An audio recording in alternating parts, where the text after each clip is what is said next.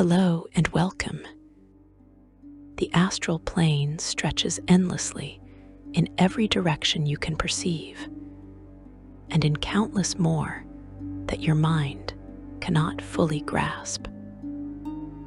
This infinite expanse of silver void pulses with psychic energy, a realm where thought becomes tangible, and time holds no dominion over those who drift through its weightless embrace.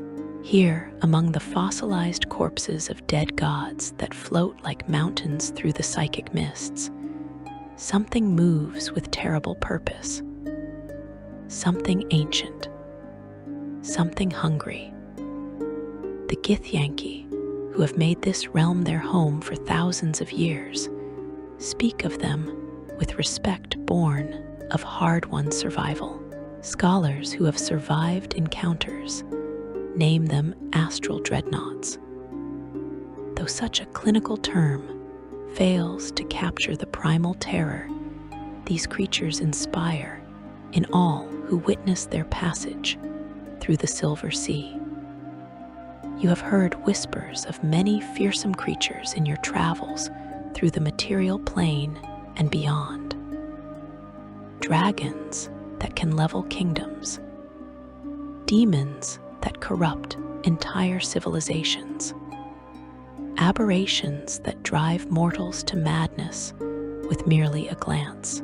But the Astral Dreadnought stands apart from these threats, existing in a category that defies conventional understanding.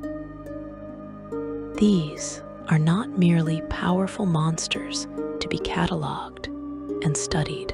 They are fundamental forces of the cosmos, predators so absolute in their dominion that even the gods themselves navigate the astral plane with caution, ever watchful for the telltale disturbances that herald a dreadnought's approach. The first thing you need to understand about astral dreadnoughts is their scale.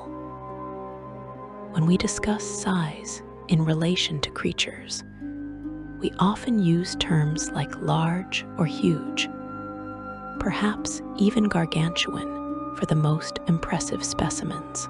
An ancient red dragon might measure 60 feet from snout to tail tip. A purple worm might stretch to 80 feet in length. These measurements help ground our understanding in familiar terms, but an astral dreadnought transcends such comfortable categories. Classified as gargantuan in size, with proportions that dwarf most creatures you might encounter. These Leviathans represent some of the largest predators in all the planes, and their bulk defies easy comparison. Imagine a creature whose body mass rivals that of several sailing ships combined, yet moves through the psychic medium of the astral plane with fluid grace that seems impossible for something so immense. Their appearance strikes you as immediately wrong in ways that your mind struggles to process. The dreadnought's body resembles that of some terrible deep-sea fish stretched to impossible proportions, a form that suggests origins outside natural evolution. Their hide ranges from deep charcoal gray to pitch black, though it sometimes takes on an opalescent quality that shifts with the psychic currents of the astral plane. This skin proves thick enough to turn aside most conventional weapons, forming natural armor so resilient that swords and arrows simply bounce away. The official records describe this protection as being equivalent to plate armor worn by legendary warriors, reinforced by layers of otherworldly tissue that makes their bodies nearly impervious to harm. Across their flanks, you might notice scarring from ancient battles, marks left by other dreadnoughts, or perhaps the desperate final strikes of prey that refused to go quietly into oblivion. But it is the head that truly captures and holds your attention, demanding you acknowledge the horror before you. The front of the dreadnought tapers into an enormous maw that can open wide enough to swallow prey whole. Much like certain serpents of the material plane, except magnified to nightmarish extremes. Row upon row of serrated teeth line this cavernous mouth, each tooth sharp enough to rend steel and stone with equal ease. These teeth serve not merely to rend and tear, but to grip and hold prey, while the dreadnought's throat muscles pull victims inexorably inward toward a fate worse than simple death. The jaw muscles that power this bite possess strength measured in terms that make siege weapons seem like children's toys, capable of delivering devastating force damage that can crush the mightiest warriors. The dreadnought possesses massive claw-like appendages that it uses to grab and tear at its prey. These natural weapons extend its reach significantly, allowing it to strike at targets from 20 feet away with attacks that deal tremendous force damage. When a dreadnought extends these appendages fully and strikes, few defenses can withstand the impact. The creature uses these as both offensive weapons and manipulators, seizing prey and dragging victims toward that horrific maw with inexorable strength. Two massive fins extend from the dreadnought's sides, propelling the creature through the astral plane with surprising speed. Despite its enormous bulk, a dreadnought can fly through the psychic medium at 80 feet per round, generating currents in the astral sea that can be felt from miles away by those sensitive to such disturbances. The dreadnought hovers effortlessly in the weightless environment, maneuvering with a grace that belies its massive size. When a dreadnought turns its full attention toward pursuit, few beings in all the planes can hope to outpace it for long. Yet for all these physical terrors, the most disturbing feature of an astral dreadnought lies in its eye, or rather, its single eye. Set prominently in its massive head, this organ glows with an inner light and serves as the focal point for one of the dreadnought's most feared abilities. From this eye emanates an invisible cone of anti-magic energy, an area where the fundamental forces that allow spells and supernatural abilities to function simply cease to operate. The implications of this ability cannot be overstated, particularly in a realm like the astral plane, where many travelers rely heavily on magical means for survival. This anti-magic cone extends 150 feet from the dreadnought's eye, creating a zone where magic becomes completely impossible. At the start of each of its turns, the dreadnought decides which direction this cone faces, allowing it to target specific threats or sweep across multiple enemies. The effect mirrors the anti-magic field spell, one of the most powerful abjurations known to mortal wizards. Except the dreadnought generates this effect constantly through nothing more than opening its eye. Picture yourself as a wizard who has spent decades mastering the arcane arts. You have learned to bend reality to your will, shaping fire and lightning with mere thought.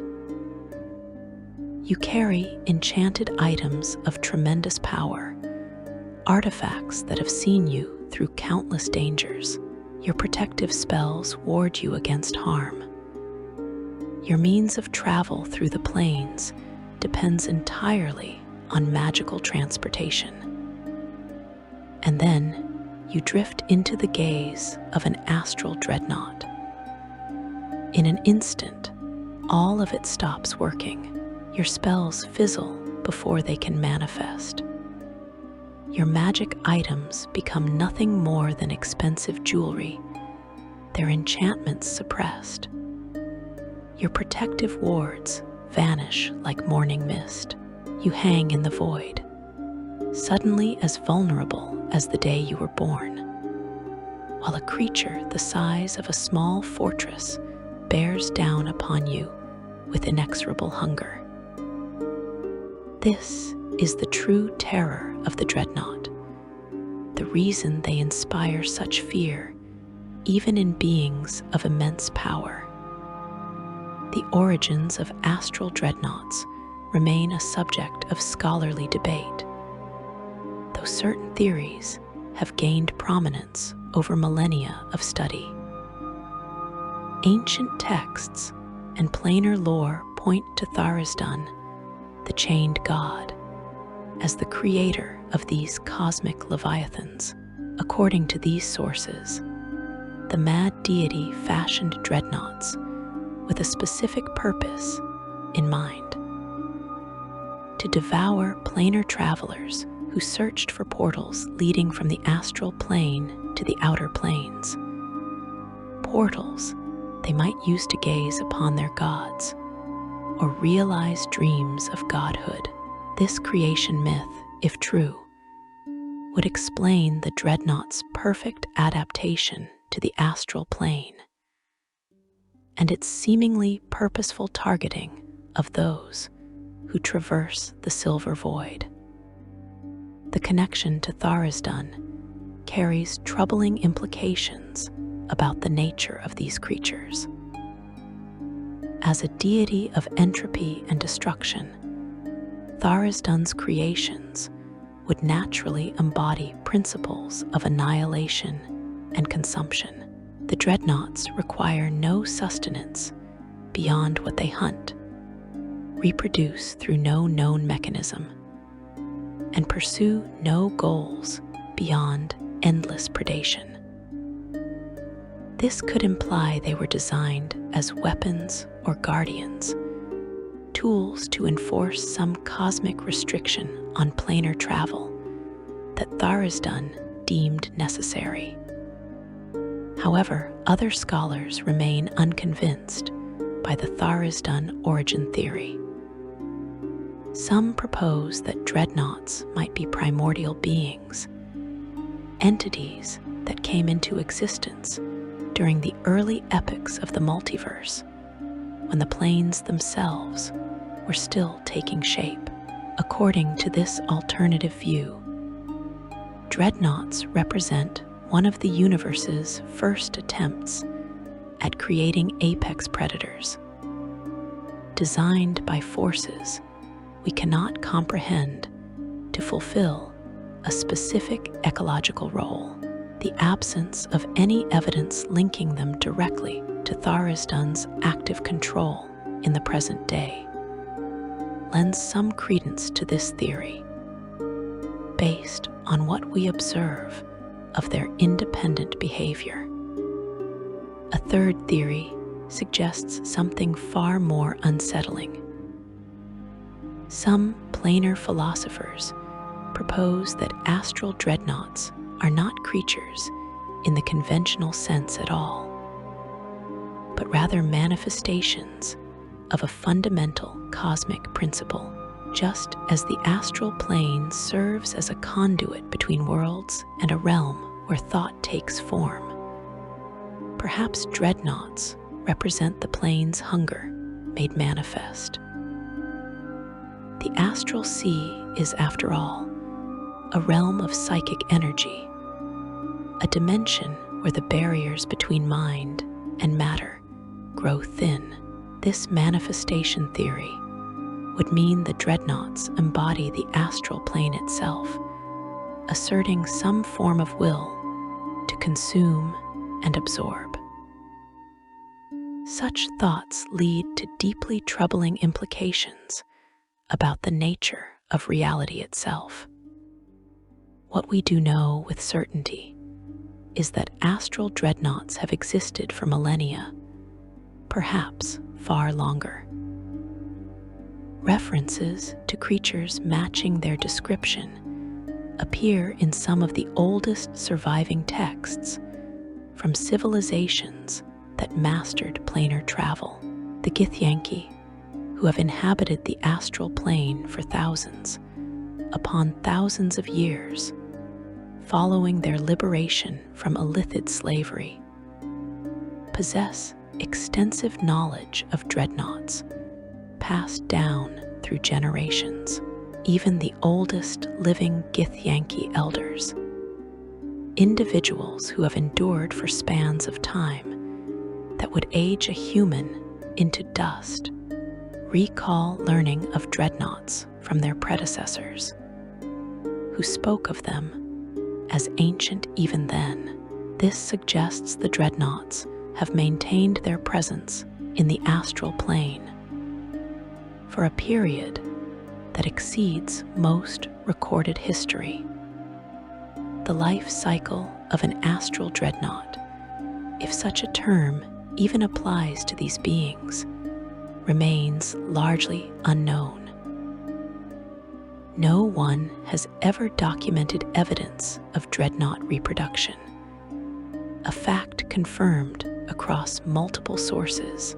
No juvenile specimens have been observed, no eggs discovered, no indication of how these creatures might propagate their kind. Canon sources explicitly state that astral dreadnoughts do not procreate, which means their population cannot grow. This sterility raises profound questions. Do they reproduce at all? Or are they perhaps immortal entities that simply exist in constant number? Could they be unique individuals, each one irreplaceable? The answers to these questions remain locked away in mysteries that even the most dedicated scholars cannot unravel. You might wonder what purpose these creatures serve in the greater cosmic order. After all, the multiverse tends toward balance in its own strange way. Every creature, no matter how destructive or alien to mortal understanding, typically fills some role in the grand ecosystem of existence. The astral dreadnought's purpose seems to be that of the ultimate scavenger and predator combined. They consume anything they can catch, from travelers unfortunate enough to cross their path to other denizens of the astral plane. They feed on the dead god isles that drift through the silver void, drawing sustenance from the divine essence that still clings to these cosmic corpses. And perhaps most significantly, they serve as a force that prevents any single power from dominating the astral plane entirely. Consider the implications of this role. The astral plane functions as a highway between worlds, a realm where distance becomes meaningless, and determined travelers can reach virtually any destination in the multiverse, given sufficient will and knowledge. Without the threat of dreadnoughts, what would prevent armies from using the astral sea to conquer plane after plane? What would stop power-hungry entities from establishing absolute control over the primary means of interplanar travel. The Dreadnoughts, in their terrible way, serve as a limiting factor. They ensure that passage through the astral plane always carries risk, that power and magic alone cannot guarantee safety. They are, perhaps, the universe's way of maintaining humility in those who would master the planes. The astral plane itself provides the perfect hunting ground for these apex predators. This dimension exists as a realm of pure thought and psychic energy, a place where the normal laws of physics apply loosely at best. There is no air to breathe in conventional terms, yet travelers do not suffocate. Instead, they exist in a state sustained by their own consciousness, breathing the psychic medium that fills the infinite void. Time flows strangely here, sometimes seeming to stop entirely while still allowing for change and movement. Distance becomes subjective, measured not in miles or leagues, but in the strength of one's will and mental focus. For most creatures, this environment poses significant challenges. For the Astral Dreadnought, it represents paradise. These Leviathans were shaped specifically for existence in the astral plane, whether by Tharisdan's design or through other means. Every aspect of their biology meshes perfectly with this strange dimension. They do not need to breathe as surface creatures understand breathing, being classified as astral entities that cannot leave the astral plane nor be banished from it. They draw sustenance directly from the psychic energy that permeates their environment. Supplementing this with the more tangible matter they consume, they navigate through the silver void, using senses that extend far beyond normal perception, detecting psychic emanations and disturbances in the planar fabric itself, where a human might see only endless gray mist dotted with distant islands of rock. A dreadnought perceives layers of information invisible to conventional sight, its dark vision extending 120 feet, and its passive perception rated at 19. The dreadnought's natural camouflage in this environment cannot be overlooked. Their dark coloration, which seems so stark against the silver-gray medium of the astral plane, can actually allow them to blend surprisingly well into the psychic darkness that exists between the brighter regions of the plane. By positioning themselves near the corpses of dead gods or in the shadow of floating debris, dreadnoughts can lie in wait for extended periods, becoming nearly invisible until they choose to strike. This ambush hunting style has claimed countless lives over the millennia. Travelers who thought themselves safe only to have a Leviathan emerge from concealment mere yards away. As you contemplate the existence of these creatures, you might feel your understanding of the multiverse shifting slightly.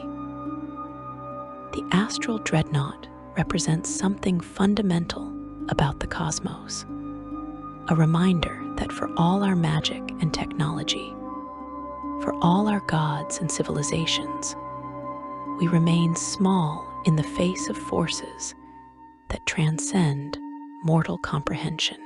These are not evil beings in any meaningful sense, being classified as unaligned in their nature.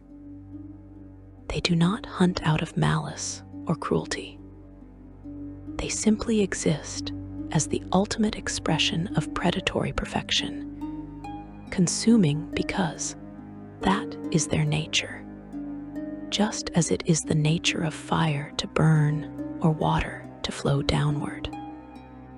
The Githyanki, who encounter dreadnoughts more frequently than perhaps any other sapient species, have developed an entire culture around these encounters. They view the dreadnoughts with a mixture of fear, respect, and practical wariness.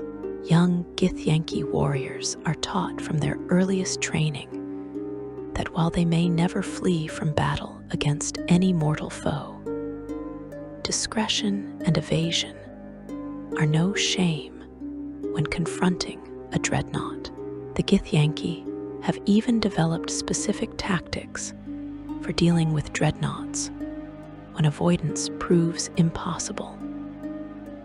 Strategies that rely on coordination, sacrifice, and intimate knowledge of dreadnought behavior built up over generations of hard experience.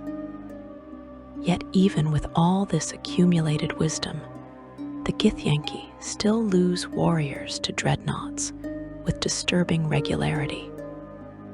Hunting parties disappear without trace. Outposts go silent. Entire war bands seeking glory in battle against other planar threats find themselves instead fighting desperately for survival against a predator that sees them as nothing more than food. The Githyanki accept these losses as part of the cost of dwelling in the astral plane, but they never forget. Stories of those consumed by dreadnoughts live on in Githyanki oral tradition, serving as cautionary tales and lessons for each new generation. Section 2. Anatomy of Annihilation. The true horror of the Astral Dreadnought reveals itself not in distant observation, but in intimate understanding of what this creature truly is beneath its imposing exterior. You have seen the basic shape, understood the scale, grasped the fundamental threat it poses. Now you must look deeper, examining the intricate mechanisms of destruction that evolution or design has woven into every fiber of its being. Each aspect of the dreadnought's anatomy serves a specific purpose in the machinery of predation. And understanding these details brings you face to face with perfection of a sort that most would prefer never to contemplate. Begin with the hide that covers this Leviathan's massive frame. From a distance, it appears smooth, almost sleek despite the creature's bulk. Closer examination reveals a far more complex truth. The dreadnought's skin consists of multiple layers, each serving a distinct defensive function. The outermost layer possesses natural armor equivalent to 20 points of protection, making it one of the most heavily armored creatures in all the planes. Swords and arrows that would pierce plate armor simply bounce away from a dreadnought's hide, leaving at most shallow scratches. This protection proves so effective that even powerful magical weapons struggle to find purchase against it.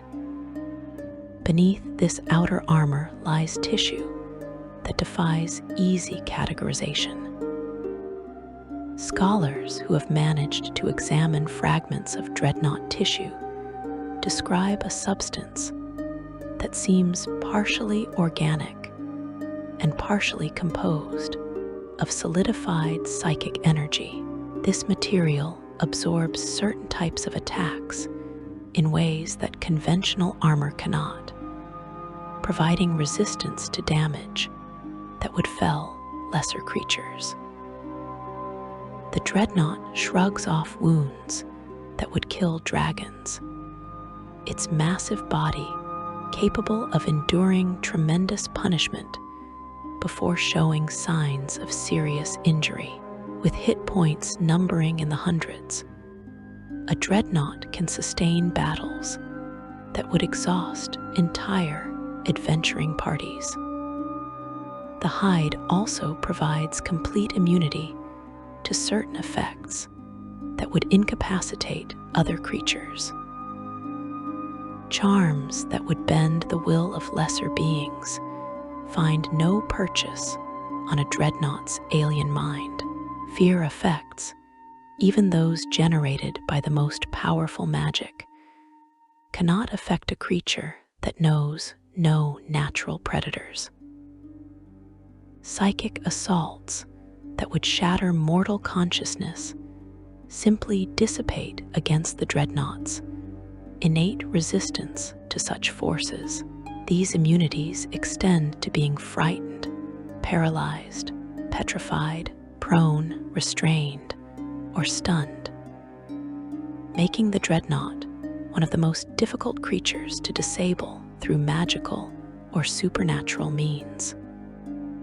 Moving to the Dreadnought's locomotion, those massive fins that extend from its sides deserve closer scrutiny. The creature flies through the astral plane at a speed of 80 feet per round, hovering effortlessly in the weightless environment. These fins do not beat against resistance, as wings beat against air. Instead, they manipulate the psychic medium of the astral plane directly, creating currents and eddies in the fabric of reality itself. When a Dreadnought accelerates to full speed, generating thrust that propels hundreds of tons of monster through the void with terrible velocity, few beings can hope to outpace it. The creature possesses powerful appendages that it uses to grab and tear at its prey. These natural weapons, positioned to give the Dreadnought exceptional reach, extend 20 feet from its body when fully deployed.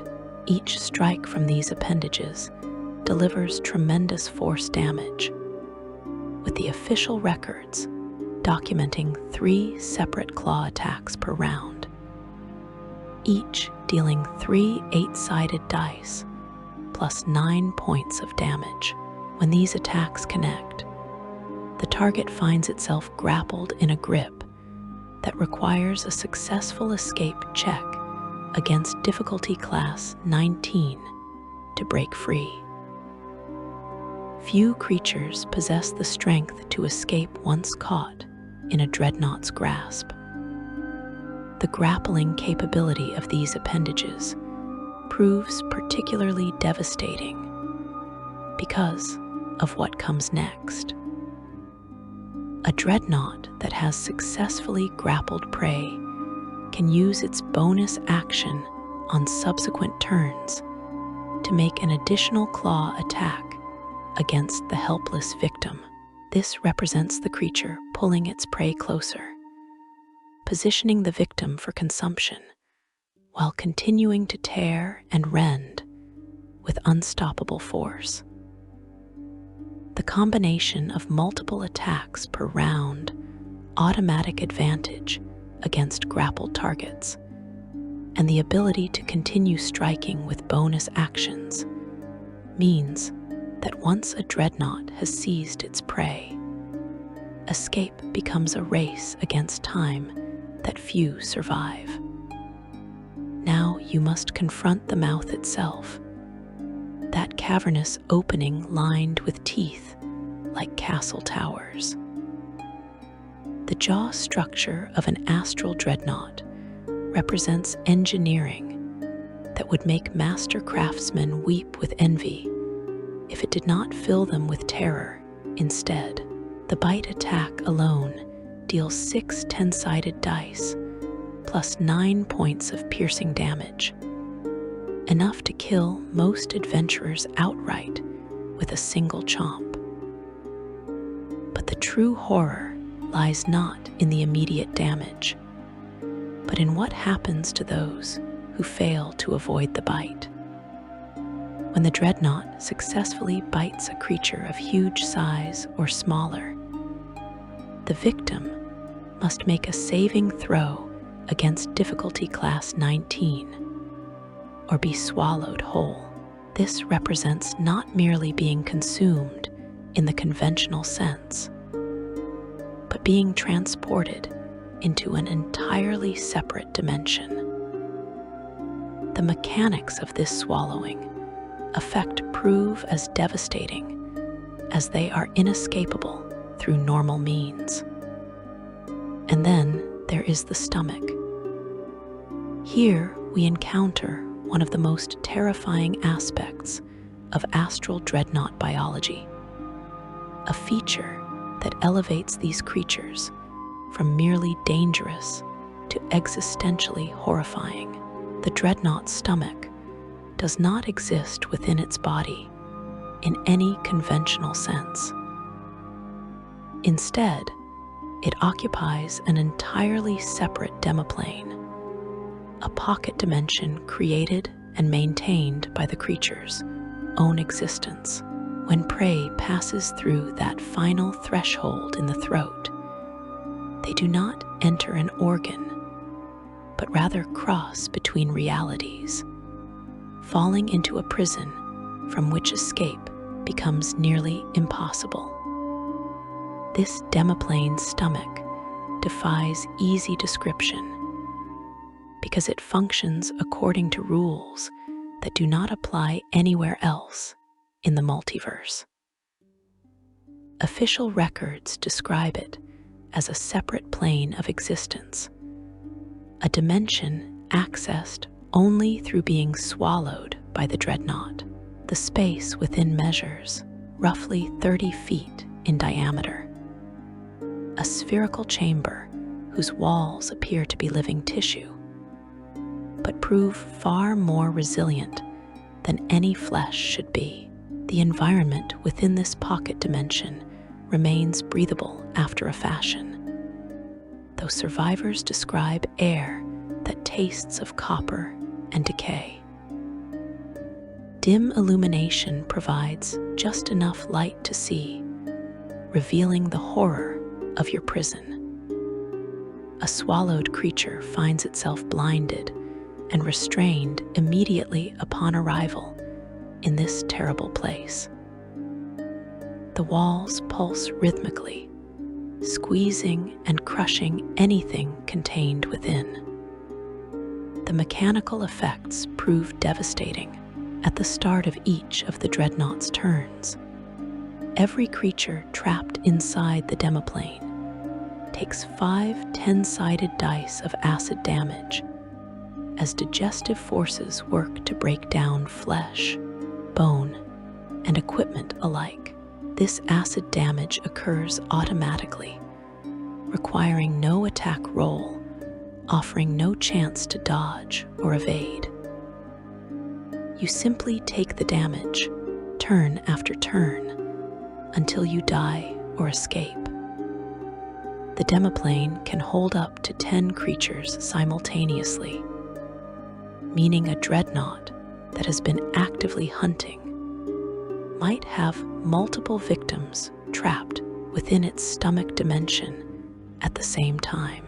These unfortunate souls share their prison with the partially digested remains of previous prey, surrounded by the evidence of the Dreadnought's previous hunts. The psychological torture of this imprisonment often proves worse than the physical suffering, as victims realize the true hopelessness of their situation. Time operates strangely within the demiplane's stomach, as it does in many pocket dimensions. The relationship between time inside and time outside remains unclear, potentially shifting according to factors that even planar scholars cannot predict.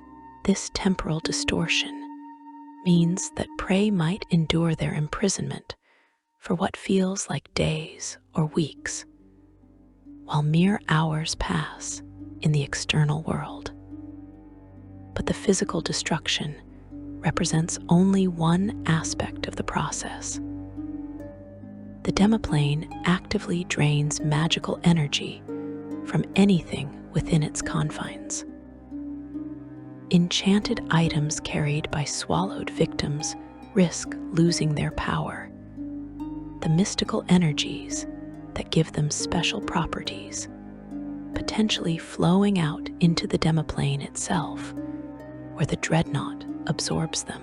The environment proves hostile to spell casting and supernatural abilities, though the exact mechanics remain subject to individual dungeon master interpretation.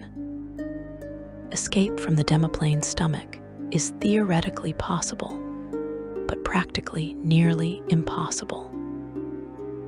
The official mechanics specify that if the dreadnought dies, a swallowed creature is no longer restrained by it and can escape from the demiplane using 15 feet of movement, exiting prone in a space within 10 feet of the dead dreadnought. This means the most reliable escape method involves killing the creature from outside, while allies trapped within endure the acid damage turn after turn. A grim calculus indeed for those attempting rescue operations. Alternatively, a swallowed creature might attempt to cut its way out from within. The demiplane has an armor class of 17, significantly lower than the dreadnought's external natural armor, and possesses 60 hit points. If a trapped creature can deal 60 points of damage to the demiplane's walls, they create an opening large enough to escape, no longer being restrained, and able to move out using 20 feet of movement. However, accomplishing this while blinded, restrained, and taking massive acid damage each turn requires extraordinary capability. Only the most powerful adventurers stand any real chance of cutting their way out before the digestive process kills them. The connection between the pocket dimension and the dreadnought's actual body exists at a specific point, a dimensional anchor that serves as the only entrance and exit to this terrible place. This could imply that planar travel magic might offer an escape route for those with the right capabilities. Some scholars theorize that spells like plane shift or gate might function within the demiplane, though the hostile environment likely interferes with most magic. Based on what we know about how pocket dimensions function, we can assume that escape through planar travel remains possible in theory. But precious, few trapped victims have access to such powerful magic, and fewer still can cast it while blinded, restrained, and being dissolved by acid. Return now to that singular eye, the source of the anti-magic cone that makes Astral Dreadnoughts so uniquely terrifying. This organ deserves examination beyond mere acknowledgement of its function. The eye itself measures several feet across, positioned prominently on the creature's massive head. The iris shifts through colors that suggest perception operating in spectrums beyond normal sight. The anti-magic cone extends outward from this eye in a perfect 150-foot-long cone. Within this zone, magic simply ceases to function. Not fails, not misfires, but stops existing as a possibility. The effect functions exactly like the anti-magic field spell, one of the most powerful abjurations known to wizards. At the start of each of its turns, the Dreadnought decides which way the cone faces and whether the cone is active. This gives the creature tactical control over when and where to suppress magic, allowing it to nullify specific threats, while potentially allowing its own abilities to function. The fundamental forces that allow spells to reshape reality encounter a null zone where they cannot operate. Ongoing magical effects immediately terminate. Magic items become mundane objects, their enchantments suppressed for as long as they remain within the cone. Supernatural abilities granted by class features or racial heritage fade into nothing. Even the magic that sustains certain creatures' existence on planes outside their native realm can fail, potentially banishing them instantly back to their point of origin. The mechanism behind this anti-magic effect has puzzled scholars for millennia. Some theorize the Dreadnought's eye generates a field that perfectly cancels out the vibrations or frequencies that magic uses to function. Others suggest it creates a bubble of reality that predates the invention of magic, a piece of the universe as it existed before the weave and similar mystical structures came into being. Based on what we observe of its effects, we can infer that the ability operates at a fundamental level of reality, suppressing the very possibility of magical alteration within its area of effect. Whatever the true explanation, the practical result remains clear. A Dreadnought can completely negate the advantages that magic-using prey would normally possess. Wizards become as helpless as commoners. Powerful artifacts become expensive paperweights. Protective enchantments that should make their bearers invulnerable instead offer no protection whatsoever. This ability inverts the power dynamic that governs most dangerous encounters. Usually, more powerful and experienced adventurers can overcome threats that would destroy less capable individuals. Against a Dreadnought, all that accumulated power means nothing once you drift into that terrible cone. The sensory capabilities of the Astral Dreadnought extend far beyond the anti-magic eye and the physical manipulation abilities of its clawed appendages. The creature possesses dark vision extending 120 feet, allowing it to perceive its surroundings in the dim psychic glow of the astral plane.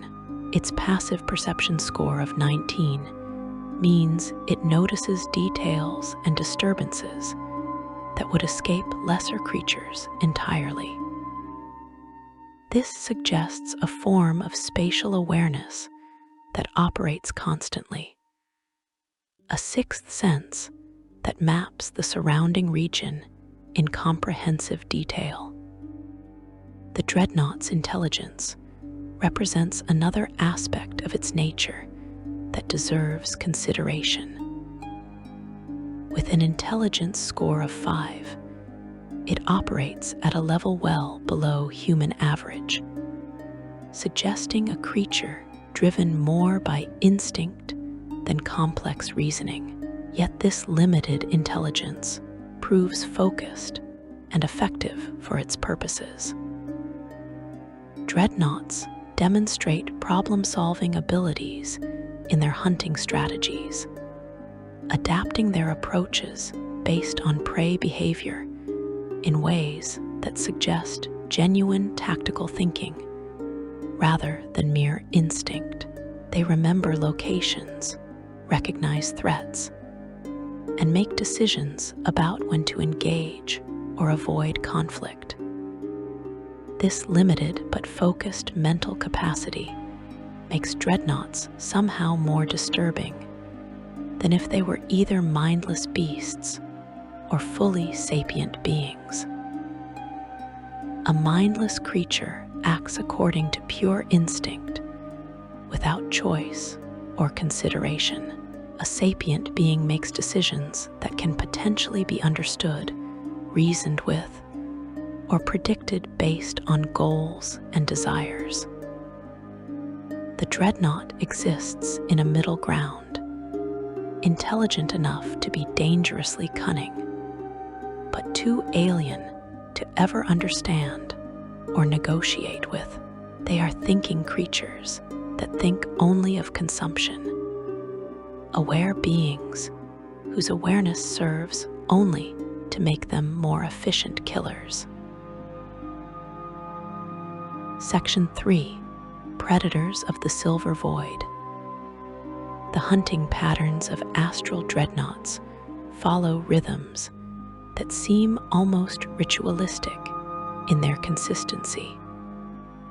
Though calling them rituals implies a level of conscious ceremony these creatures do not possess. Rather, their behaviors emerge from countless millennia of refinement, creating strategies so effective that deviation becomes unnecessary. When you observe a dreadnought in its natural state, moving through the silver void of the astral plane, you witness predation elevated to an art form, each movement purposeful, each decision calculated to maximize the chances of a successful kill. Territory defines the foundation of dreadnought behavior. Unlike many apex predators in material worlds who actively defend borders against intruders of their own species, dreadnoughts seem to establish territories through mutual avoidance rather than direct conflict. Each individual claims a region of the astral plane that can span thousands of cubic miles, a volume of space large enough to contain multiple material plane nations. Within this territory, the dreadnought patrols regular routes, following patterns that ensure complete coverage of its domain over time.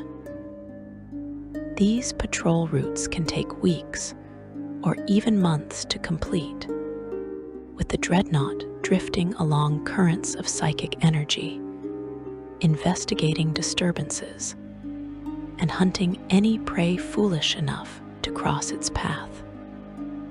The boundaries between territories remain fluid and unmarked in any physical sense. Instead, dreadnoughts recognize each other's claims through psychic signatures that permeate their respective regions. When a dreadnought moves through the astral plane, it leaves behind traces of its presence, psychic spore that other dreadnoughts can detect and interpret.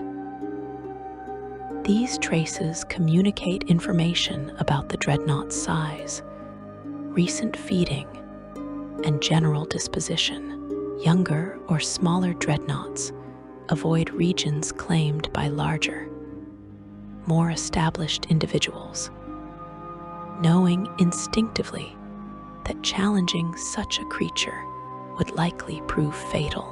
The largest dreadnoughts, those ancient specimens whose territories have remained stable for thousands of years, rarely face any challenges to their claims. Territorial disputes, when they do occur, prove devastating to witness and catastrophically dangerous for anyone unfortunate enough to be caught nearby. Two dreadnoughts engaged in conflict generate psychic shockwaves that can be felt across vast distances, ripples in the fabric of the astral plane that disorient travelers and scramble navigation for miles in all directions. The physical violence of such encounters defies description. Creatures, each weighing as much as small mountains, collide with forces that would shatter continents on the material plane. Their powerful claws tear at hide that should be impenetrable, each strike dealing enough damage to fell lesser creatures instantly. Jaws capable of crushing adamantine strain against each other, bite attacks dealing massive piercing damage that would kill most beings outright. The anti-magic cones sweep back and forth, each dreadnought attempting to negate the other's advantages. Though in truth, both creatures rely far more on physical prowess than supernatural abilities. These battles rarely end in death for either participant. Instead, the conflict continues until one dreadnought acknowledges defeat, usually the smaller or more injured of the pair. The victor drives the loser from the disputed territory, pursuing for some distance to ensure the message is clear. The defeated dreadnought must then find unclaimed space elsewhere in the infinite astral plane, or challenge another individual for their territory. Given the vastness of the plane, most defeated dreadnoughts choose to search for empty regions rather than face another potentially fatal confrontation. The scars from these territorial battles remain visible for the rest of the dreadnought's existence, permanent reminders of conflicts that shaped their current circumstances. But territorial defense occupies only a small fraction of a dreadnought's time and attention. The vast majority of their existence focuses on hunting, the pursuit and consumption of prey that provides the energy needed to maintain their massive bodies. The astral plane, despite its seemingly empty appearance, hosts a surprising diversity of life. Creatures from across the multiverse regularly traverse this dimension, using it as a shortcut between distant worlds or as a destination in its own right. All of them represent potential food to a hungry dreadnought. The most common prey consists of travelers attempting to cross the astral plane between other destinations. Wizards using astral projection spells to explore the planes, their silver cords connecting them to their distant bodies. Adventuring parties employing plane shift magic to reach outer planes or other locations. Merchants and traders who have mastered planar commerce, moving goods between worlds. Scholars seeking knowledge in the libraries of dead gods, or researching the nature of the astral sea itself. All of these individuals make the fatal mistake of assuming the empty silver void holds no threats, or believing their magic provides sufficient protection against whatever dangers they might encounter. The Dreadnought's hunting strategy against such prey follows a pattern refined over eons. First comes detection, as the creature's enhanced senses pick up the psychic emanations of conscious thought from miles away. A Dreadnought with its passive perception of 19 notices disturbances that other creatures would miss entirely. The Dreadnought then begins its approach, using the natural camouflage of its dark coloration and the vastness of the astral plane to close distance without being spotted. It positions itself to intercept the prey's path, calculating trajectories with the limited but effective intelligence of a practiced hunter. As the distance closes, the Dreadnought makes its tactical decision about when to deploy its anti-magic cone.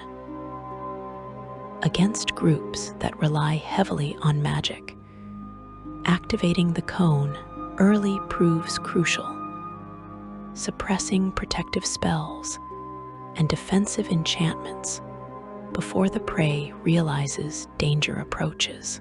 The cone extends 150 feet, creating a zone where all the magical advantages carried by travelers simply cease to function.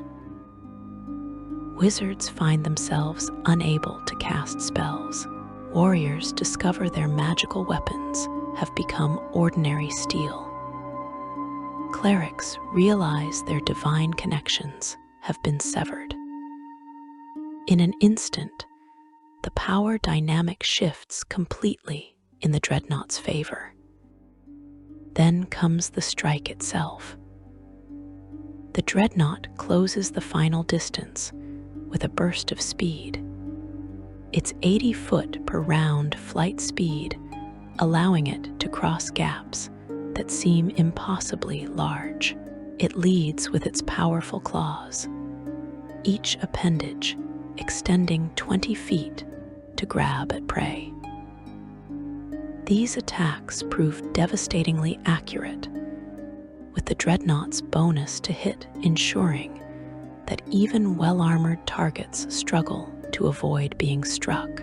When a claw connects, it deals 3 8-sided dice plus 9 points of force damage, enough to seriously injure most adventurers. Worse, a successful hit results in a grapple, the target being restrained in the Dreadnought's grip, unless they can succeed on a difficulty class 19 escape check. Once grappled, prey faces a terrifying countdown to death. The Dreadnought uses its multi-attack capability to make 3 claw attacks each round, focusing on disabled targets with advantage on its attack rolls. It also gains the ability to make bonus action claw attacks against grappled creatures, representing the Dreadnought pulling its prey closer and positioning them for consumption.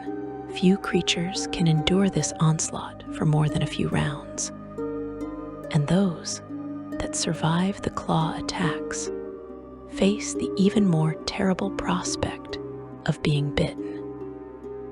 The bite attack deals 6 10-sided dice plus 9 points of piercing damage, a catastrophic amount that can drop even hardy warriors in a single chomp. But the immediate damage pales compared to what comes next. Any creature of huge size or smaller hit by the bite must make a saving throw against difficulty class 19 or be swallowed whole, transported instantly into the Dreadnought's demiplane's stomach. This fate represents not death, but something potentially worse.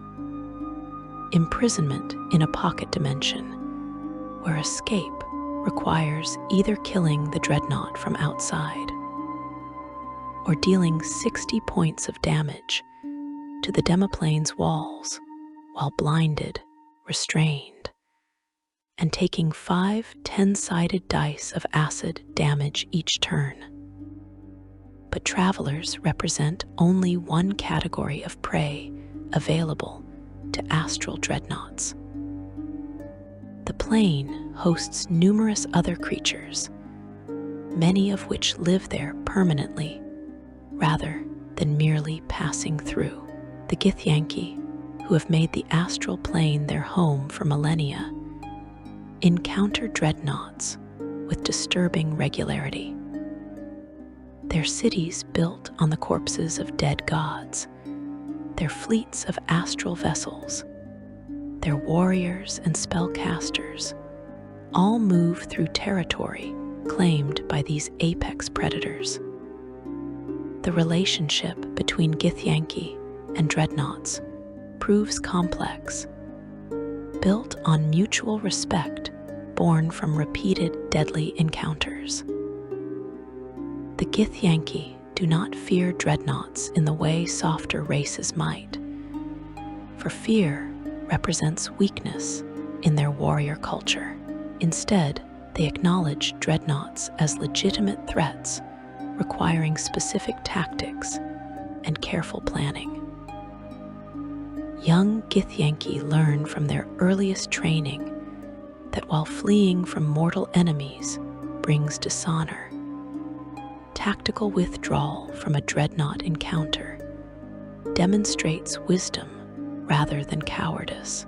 This cultural acceptance of retreat represents one of the highest compliments the Githyanki can pay to any creature. Githyanki hunting parties that spot a dreadnought employ strategies developed over countless generations.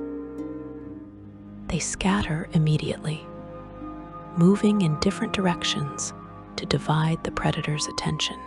They use hit and run tactics if forced to fight, never remaining in one location long enough for the dreadnought to bring its full offensive capabilities to bear. They target the creature's eye when possible, not to blind it permanently, but to disrupt the anti-magic cone and allow spellcasters to contribute to the battle. And most importantly, they accept losses as inevitable, knowing that some warriors will sacrifice themselves to allow others to escape. Despite these sophisticated tactics, dreadnoughts still claim Githyanki lives with disturbing frequency. Entire warbands disappear without trace, consumed by predators they never saw coming. Outposts built on smaller god corpses go silent, their defenders dragged into demiplane stomachs and dissolved. Even major Githyanki cities occasionally face dreadnought incursions when a particularly bold or hungry specimen decides to investigate these concentrations of potential prey. The Githyanki defend themselves fiercely in such cases, bringing their considerable martial and magical prowess to bear. But the battles prove costly even in victory. Beyond Githyanki, the astral plane hosts other permanent residents that dreadnoughts prey upon. Astral constructs, magical automatons left behind by long-dead civilizations, drift through the void on ancient patrol routes until dreadnoughts devour them. Psychic entities that exist as pure consciousness given form by the plane's unique properties provide nourishment when encountered. Even other predators, creatures that hunt smaller prey in the Silver Sea, occasionally find themselves being hunted in turn by dreadnoughts who recognize no competition in their territories. The corpses of dead gods that float through the astral plane represent a special category of sustenance. These immense bodies, some measuring miles from head to toe, retain traces of divine essence even in death. Dreadnoughts feed on this residual energy, tearing chunks from the god corpses and digesting both physical matter and spiritual power. This feeding behavior serves an important ecological function, gradually breaking down the dead gods over millennia and returning their substance to the broader multiverse. Without dreadnoughts and similar scavengers, the astral plane would become even more cluttered with divine corpses than it already is. The question of why dreadnoughts hunt what they hunt leads to interesting speculation about their nature and purpose. On the surface level, they hunt because they need sustenance to maintain their massive bodies, just as any predator must eat to survive. But the specific targeting of planar travelers, particularly those seeking to reach the outer planes or contact their gods, suggests a deeper pattern. If the theories about Tharisdun creating dreadnoughts prove true, this targeting makes perfect sense as deliberate design. The mad god would have wanted to prevent mortals from reaching the realms of other deities, using dreadnoughts as guardians to enforce isolation between planes. The ecology of the astral plane itself benefits from dreadnought presence in ways that might not be immediately obvious.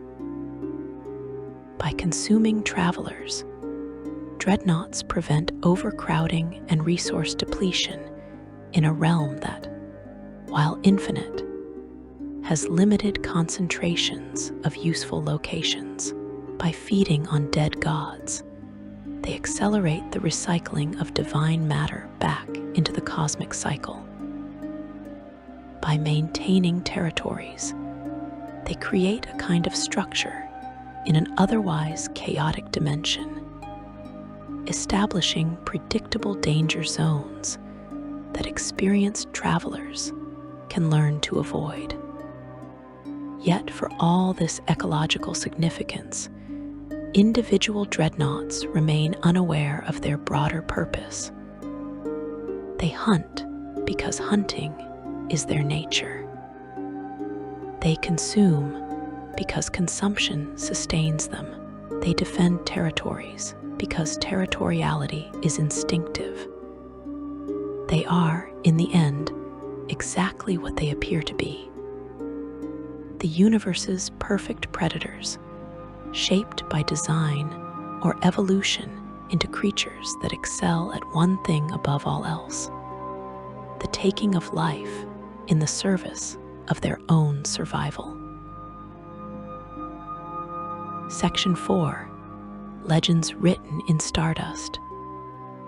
Historical encounters with astral dreadnoughts stretch back through the ages, recorded in texts that span multiple campaign settings and countless civilizations. These stories serve not merely as entertainment, but as cautionary tales, warnings passed down through generations to ensure that those who venture into the astral plane understand the magnitude of the threat they face. The lore surrounding these creatures has shaped planar politics, influenced military strategy, and fundamentally altered how sapient species approach interdimensional travel. The earliest documented encounters with dreadnoughts appear in fragmentary texts from civilizations that no longer exist.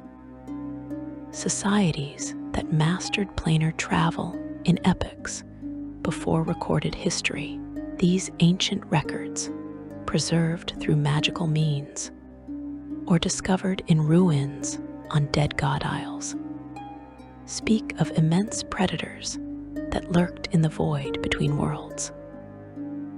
The descriptions match modern observations of dreadnoughts so precisely that scholars have no doubt these early travelers encountered the same creatures that hunt the astral plane today.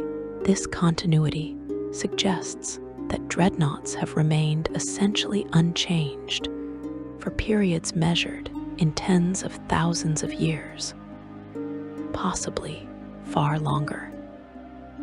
One particularly detailed account comes from the archives of a civilization known only as the predecessors, a name given by archaeologists who discovered their ruins. The predecessors maintained extensive colonies throughout the astral plane, building structures on the corpses of dead gods and establishing trade routes between the material plane and various outer planes.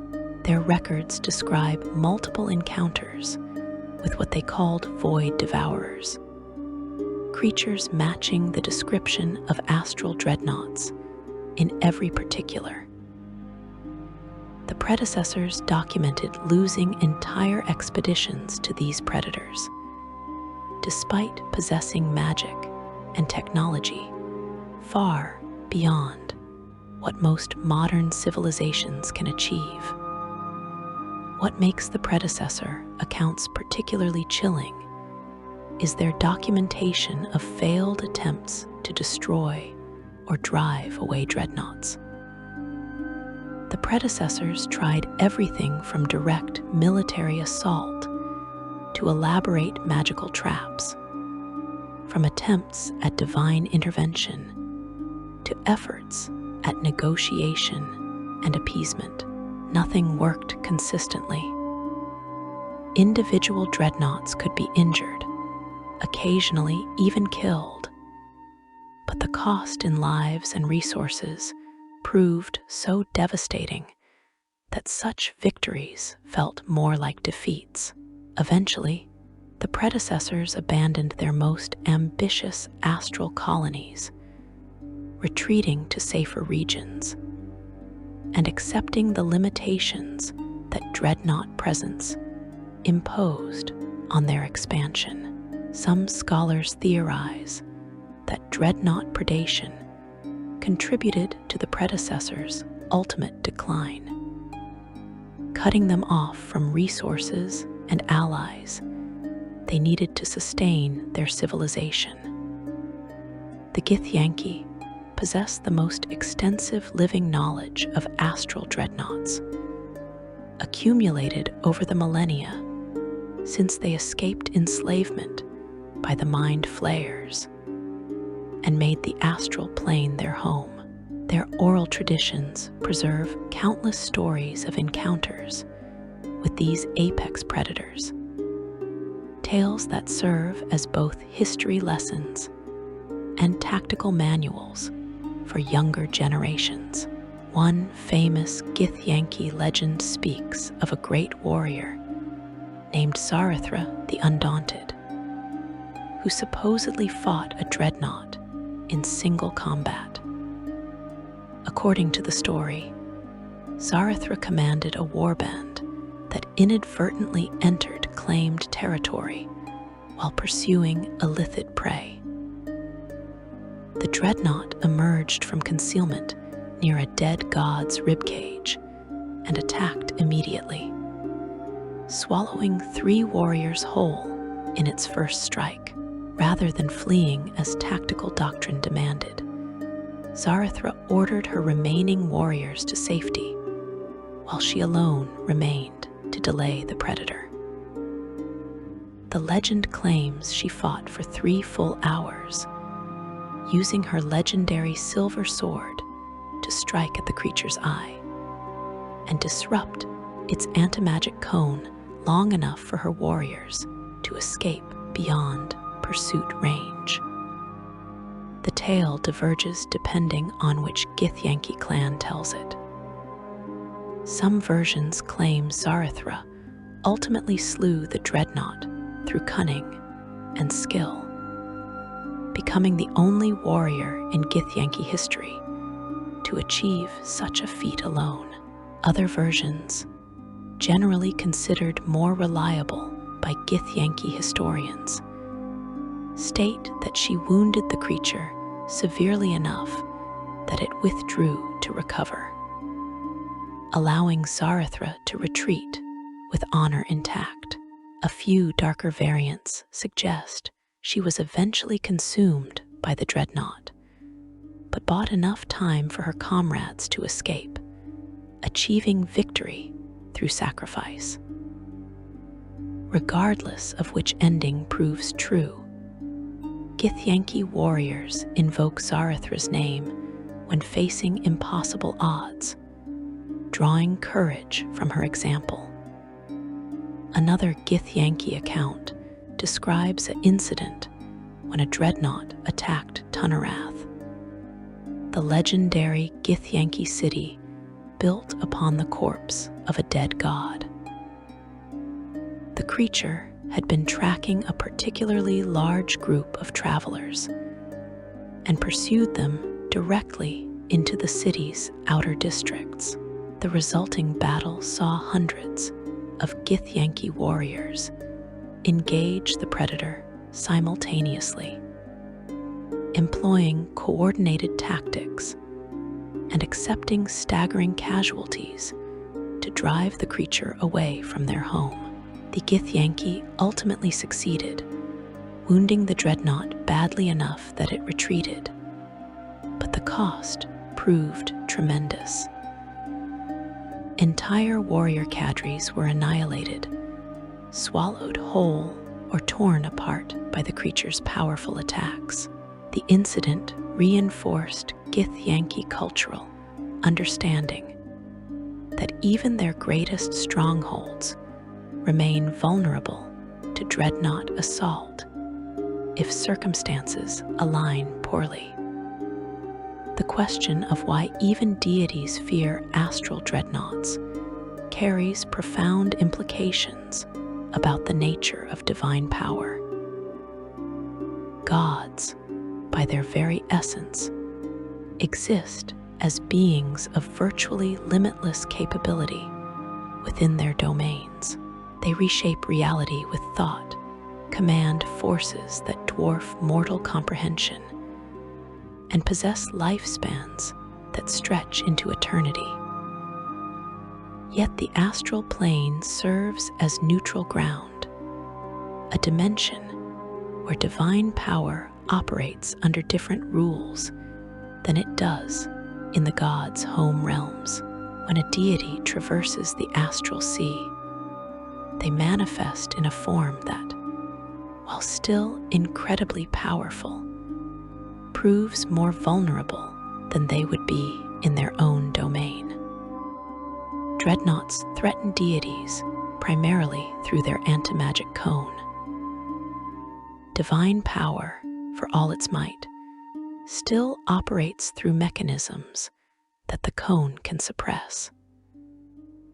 A god caught within that 150-foot zone of negation finds many of their abilities simply ceasing to function. Their supernatural awareness dims, their ability to alter reality fails, their defenses that should make them untouchable evaporate. Suddenly, the deity faces a predator as a physical being rather than as an all-powerful entity, and the Dreadnought's sheer physical prowess proves formidable even against divine flesh. Moreover, being swallowed by a Dreadnought poses unique dangers to divine entities. The demiplane's stomach exists outside normal reality in a way that can potentially isolate gods from their worshippers, cutting off the faith that sustains them, while a deity trapped in such a prison would likely possess the power to escape given sufficient time. The experience would prove both humiliating and genuinely threatening, based on what we know about how gods interact with pocket dimensions. We can infer that the demiplane's isolation from standard reality might interfere with divine abilities in ways that go beyond the mere physical imprisonment. This could imply that a sufficiently powerful dreadnought might theoretically be able to kill a deity, or at least imprison one indefinitely. Historical records contain hints of such divine encounters, though the gods themselves rarely acknowledge these incidents openly. Obscure texts reference unnamed deities who vanished for extended periods while traveling the astral plane, only to reappear later with no explanation for their absence. Some scholars interpret these gaps as evidence of dreadnought attacks that the gods survived, but prefer not to discuss. Other researchers suggest that certain lesser deities who disappeared entirely from mythology might have fallen prey to these cosmic predators, their worshipper bases collapsing after their prolonged absence led to presumptions of death. The impact of astral dreadnoughts on interplanar politics cannot be overstated. Every faction that operates across multiple planes must account for dreadnought presence in their strategic planning. Military campaigns that would otherwise use the astral plane as a rapid deployment route instead employ slower, safer methods of planar travel specifically to avoid these predators.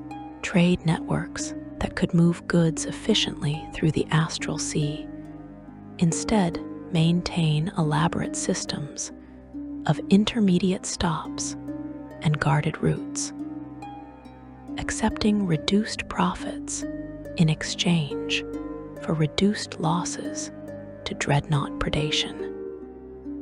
The Githyanki themselves have built their entire society with dreadnought threats as a fundamental consideration.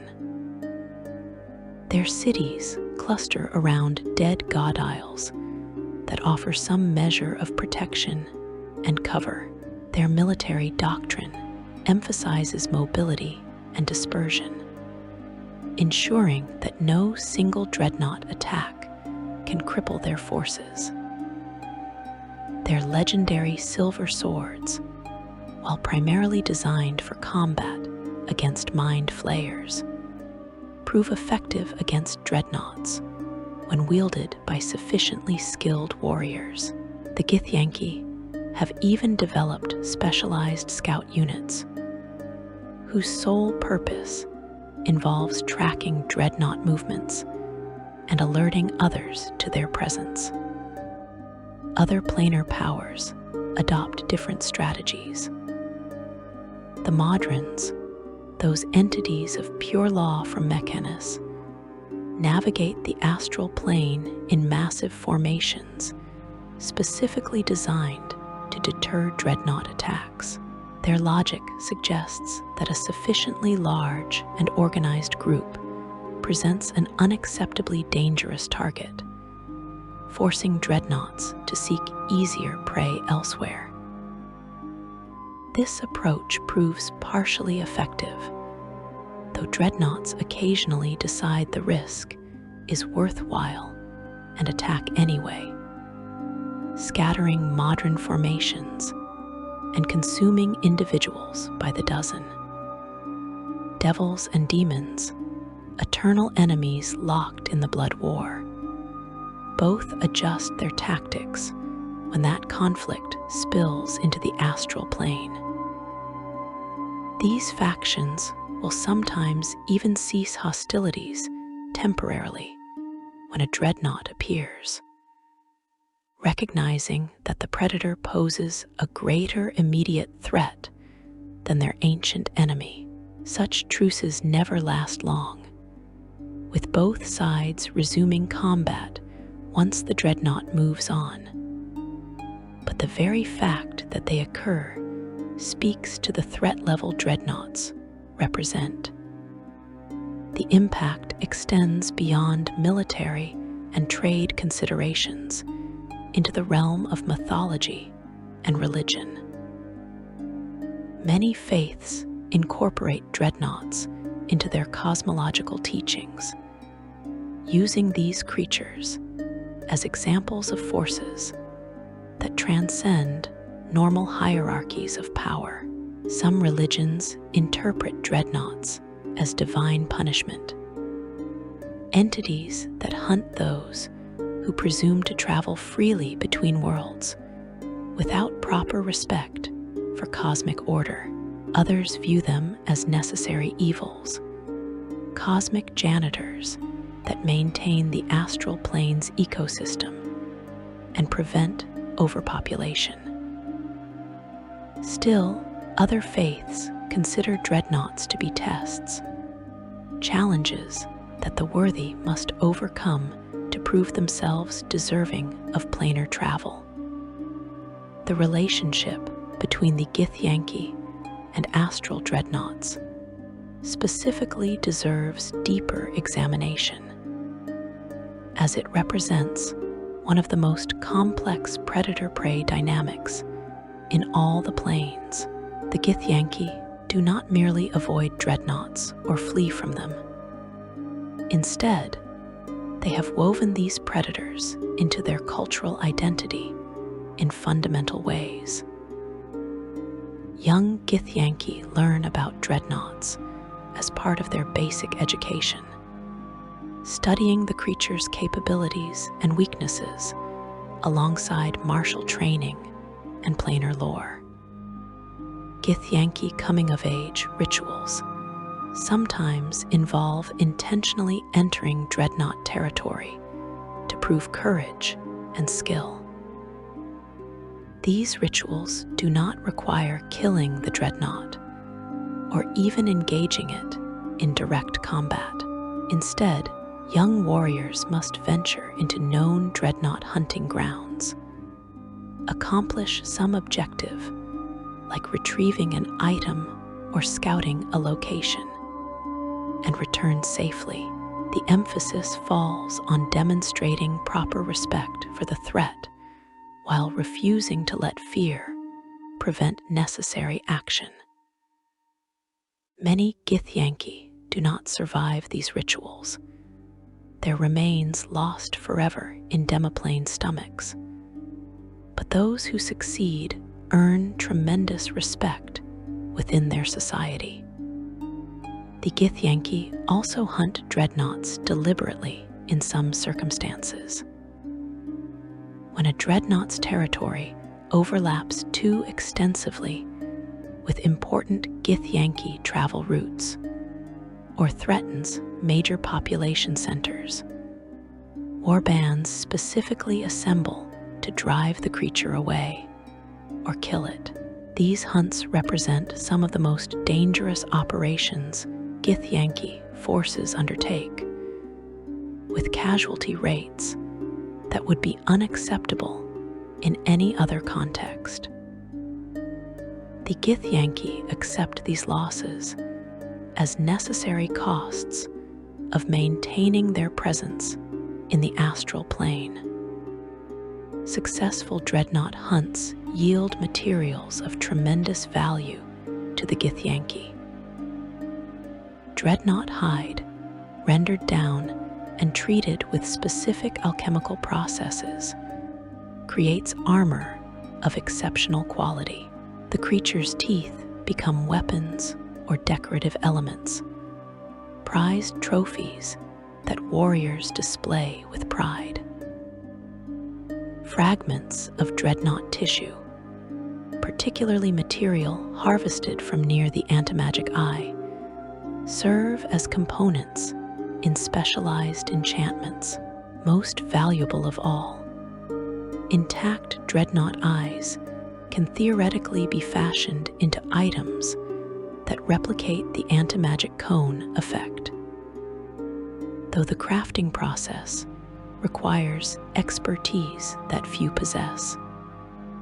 The Githyanki oral tradition preserves detailed knowledge about individual dreadnoughts, particularly those that have claimed Githyanki lives.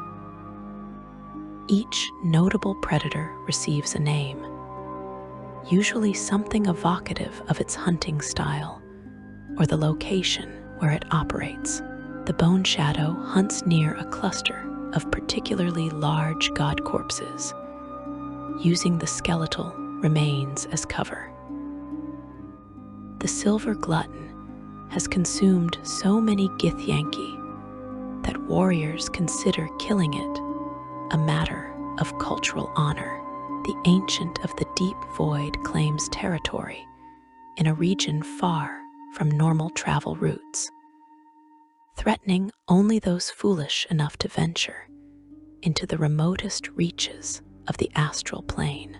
Githyanki warriors who encounter these named dreadnoughts and survive gain prestige from the tale, while those who fall to them become part of the ongoing story that surrounds each creature.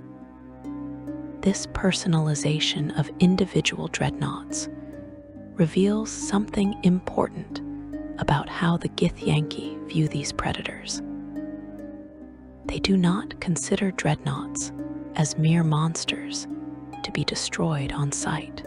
Instead, they recognize them as permanent features of their home plane, creatures that command respect and caution.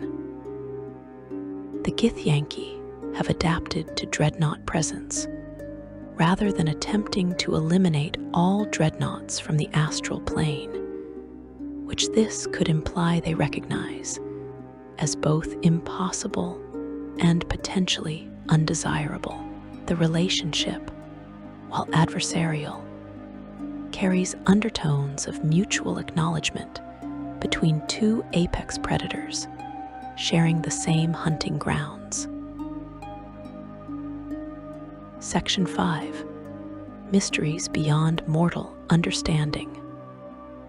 For all the knowledge accumulated about astral dreadnoughts over millennia of study and countless encounters, fundamental questions remain unanswered.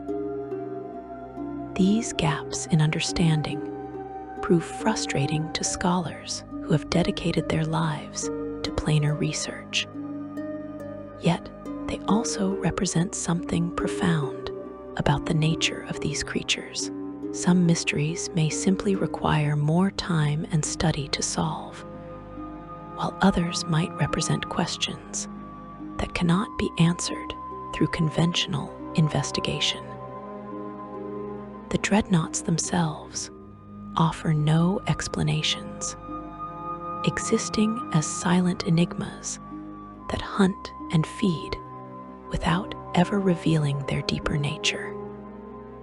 The question of origin remains perhaps the most contested mystery surrounding astral dreadnoughts. While the theory attributing their creation to Tharizdun has gained considerable scholarly support, backed by references in ancient texts and planar lore, significant gaps remain in this explanation.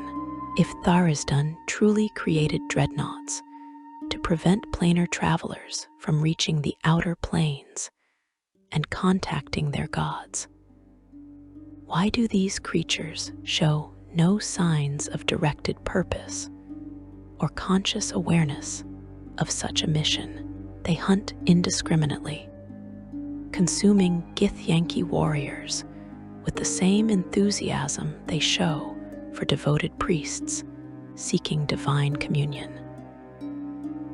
This could imply that if Tharisdan did create them, the mad god imbued them with hunting instinct rather than conscious purpose, fashioning weapons that operate independently of their creator's will. The Tharisdan origin theory also fails to explain certain aspects of dreadnought biology. The antimagic cone, the demiplane stomach, the perfect adaptation to the astral plane's unique environment. All of these features suggest design work of extraordinary sophistication. Creating a creature with a permanent antimagic effect would require understanding magic at a fundamental level that even gods rarely achieve. Fashioning a demiplane that exists as part of a living creature's digestive system represents an accomplishment that pushes the boundaries of known cosmic engineering.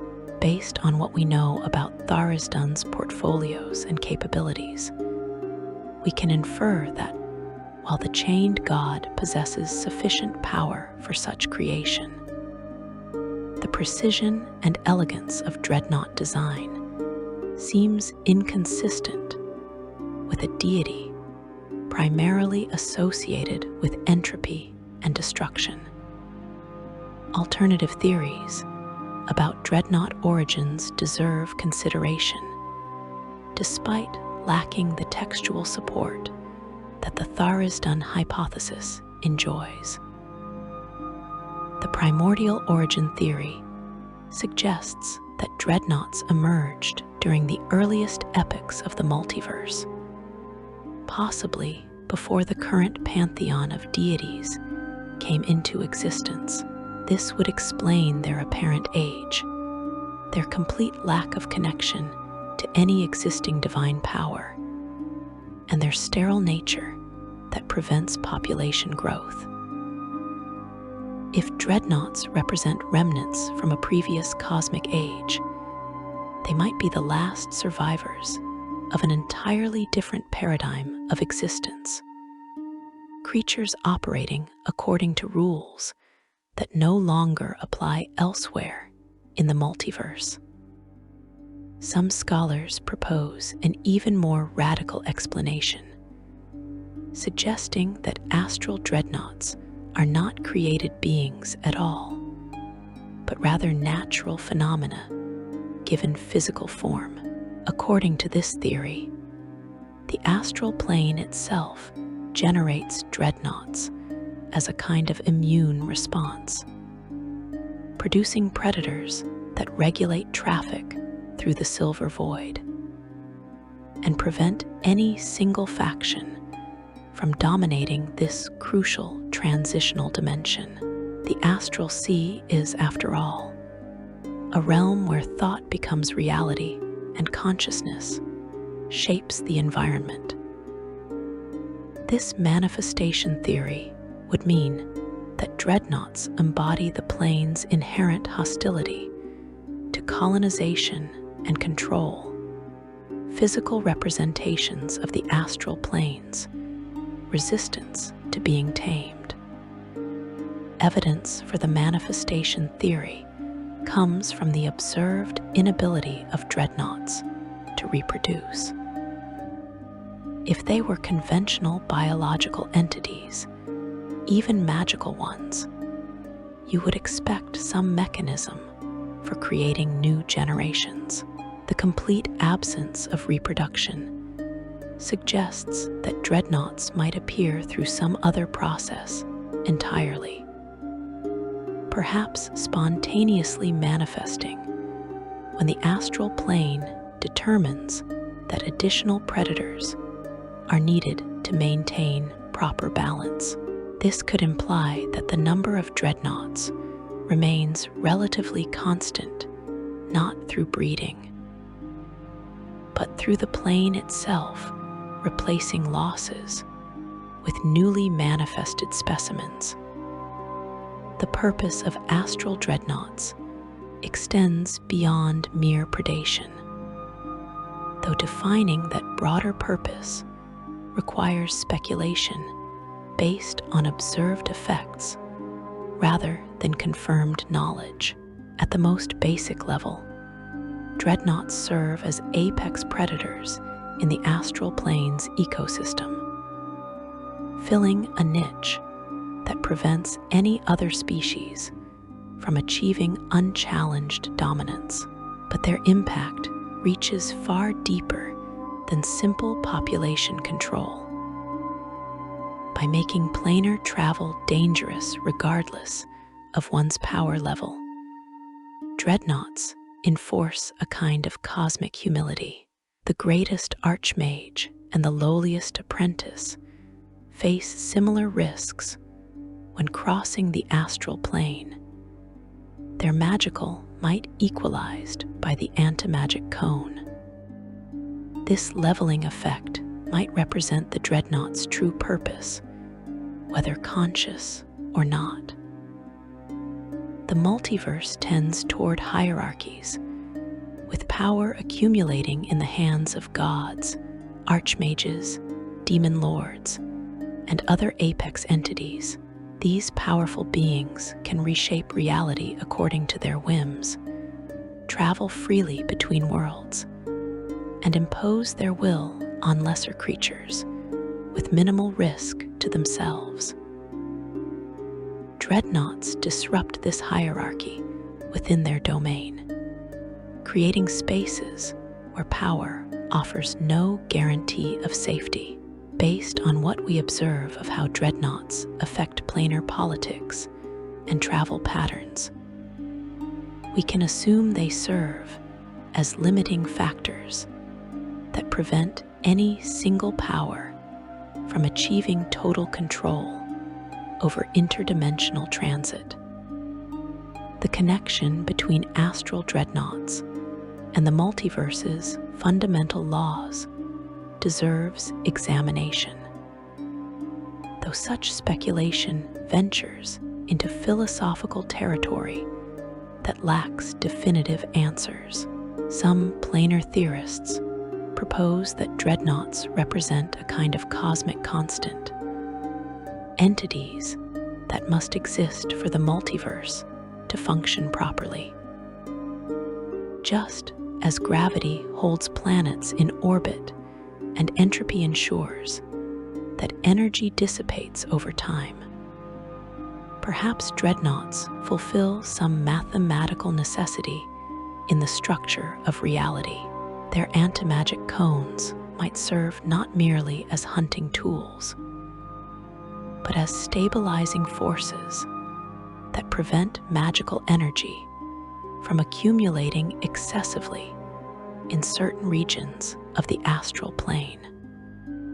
This theory draws support from observations of how dreadnoughts interact with areas of concentrated magical activity. Regions of the astral plane where powerful spells have been cast repeatedly, or where magical items have accumulated, seem to attract dreadnought attention more reliably than empty regions. This could imply that dreadnoughts are drawn to magical excess, serving as regulators that absorb and neutralize surplus mystical energy. The demiplane stomach, which drains magic from anything trapped within it, would support this regulatory function, acting as a processing system that breaks down magical constructs and returns their energy to a more neutral state. The relationship between dreadnoughts and time presents another fascinating mystery. The astral plane exists as a timeless realm where aging ceases and moments can stretch into subjective eternities. Yet dreadnoughts clearly experience some form of temporal progression, as evidenced by their movement, hunting, and digestion of prey. How do they reconcile their own temporal existence with the timelessness of their environment? Do they exist partially outside normal time, operating according to internal chronologies that remain consistent even as external time fluctuates? These questions have no clear answers, but they suggest that dreadnoughts might have unique relationships with fundamental cosmic forces. The question of consciousness and awareness in astral dreadnoughts troubles philosophers as much as it fascinates them. With intelligence scores measuring only 5, dreadnoughts operate well below human average cognitive function, yet they demonstrate problem-solving abilities, memory of specific locations and prey, and tactical decision-making that suggests genuine thought rather than mere instinct. Where exactly do they fall on the spectrum between mindless automaton and sapient being? Do they experience anything resembling emotions or self-awareness? Or do they exist as pure predatory drive wrapped in flesh and psychic energy? Some researchers suggest that dreadnought consciousness might be so alien that human categories of intelligence and awareness simply do not apply. Perhaps they think in ways that mortal minds cannot comprehend, processing information through senses that detect aspects of reality invisible to conventional perception. Their apparent simplicity might be an illusion created by the vast gulf between how they experience existence and how observers attempt to understand them. This interpretation would mean that calling a dreadnought unintelligent represents a category error, like trying to measure weight with a ruler, applying inappropriate standards to something that operates outside those frameworks entirely. The mystery of what would happen if all astral dreadnoughts disappeared provides another avenue for speculation about their cosmic significance. Would the astral plane become safer for travelers, opening up new possibilities for interplanar commerce and cooperation? Or would their absence create worse problems, allowing other threats to proliferate unchecked or permitting magical energies to accumulate dangerously in certain regions? Based on what we know about ecological balance and the consequences of removing apex predators from environments, we can infer that eliminating all dreadnoughts would likely trigger cascading effects throughout the astral plane and possibly beyond. The Githyanki perspective on this hypothetical proves particularly instructive. Despite suffering tremendous losses to dreadnought predation over millennia, Githyanki culture shows no evidence of serious attempts to exterminate all dreadnoughts. They hunt individual specimens that threaten important locations, drive away dreadnoughts whose territories overlap too extensively with Githyanki settlements. But they make no effort to organize a plane-wide campaign of eradication. This restraint might stem from practical considerations about the impossibility of such an undertaking. But it could also reflect deeper wisdom about the role dreadnoughts play in maintaining the astral plane's stability. The question of whether dreadnoughts can truly be killed permanently adds another layer of mystery to their nature. Githyanki accounts describe successful hunts where dreadnoughts died from accumulated injuries, their massive bodies going still in the silver void. Yet the stable population of dreadnoughts over millennia, despite these killings, suggests either that their numbers are so vast that losses prove statistically insignificant, or that dead dreadnoughts are somehow replaced by new specimens, given their documented inability to reproduce. The latter possibility seems more likely, which this could imply some mechanism for dreadnought generation that operates independently of biological reproduction. Some particularly radical theorists propose that only one astral dreadnought truly exists, a singular entity that manifests simultaneously in multiple locations throughout the astral plane. According to this theory, what appear to be different individuals are actually aspects of a single cosmic predator expressing itself across vast distances. This would explain the lack of reproduction, the apparent stability of dreadnought population, and certain reported instances where dreadnoughts seem to possess knowledge they should not have based on individual experience. While this theory lacks substantial supporting evidence and contradicts most observational data about dreadnought behavior, it represents the kind of creative thinking that mysteries of this magnitude inspire. The relationship between astral dreadnoughts and divine entities deserves final consideration as we contemplate these cosmic mysteries.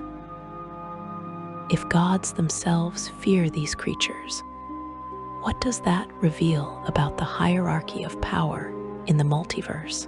The traditional understanding places deities at the apex of existence, beings whose power dwarfs that of mortals and most other entities.